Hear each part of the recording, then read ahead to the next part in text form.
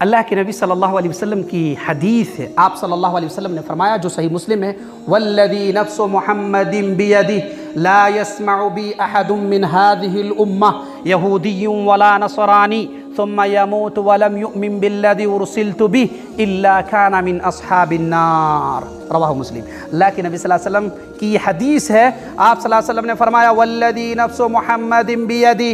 قسم ہے اس ذات کی جس کے ہاتھ میں محمد الرسول اللہ صلی اللہ علیہ وسلم کی جان ہے،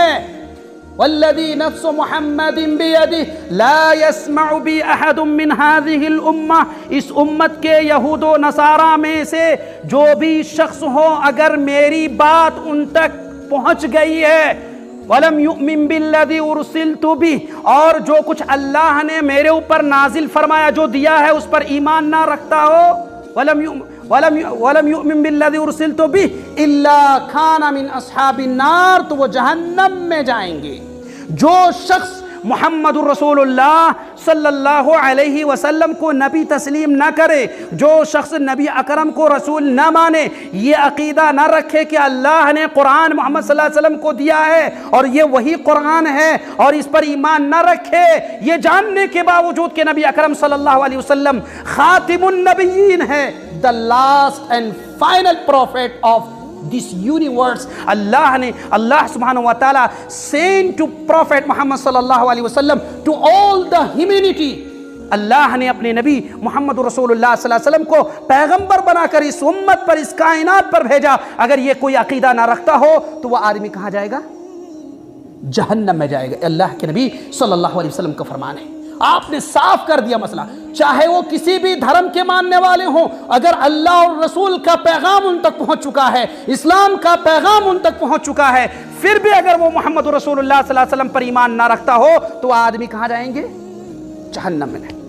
والذی نفس محمد بیدہ لا يسمع بی احد من هذه الامہ یہودی ولا نصرانی ثم يموت، پھر وہ انتقال ہو جائے، ولم یؤمن بالذی ارسلت به الا كان من اصحاب النار۔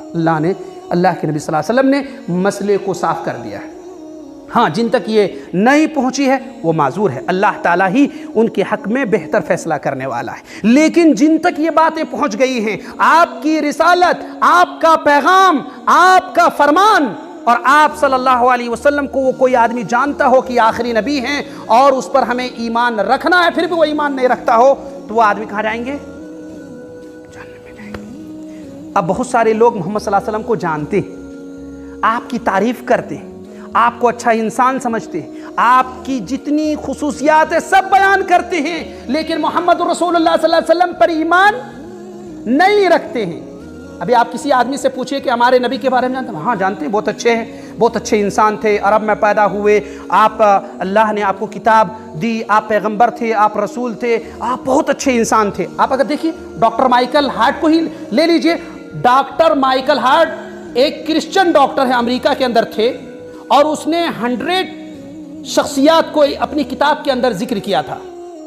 اور اس میں پہلا نام کسی کو دیا تو عیسیٰ علیہ السلام کا نہیں دیا، اس کتاب کے اندر اس نے محمد صلی اللہ علیہ وسلم کو پہلا نمبر دیا۔ وہ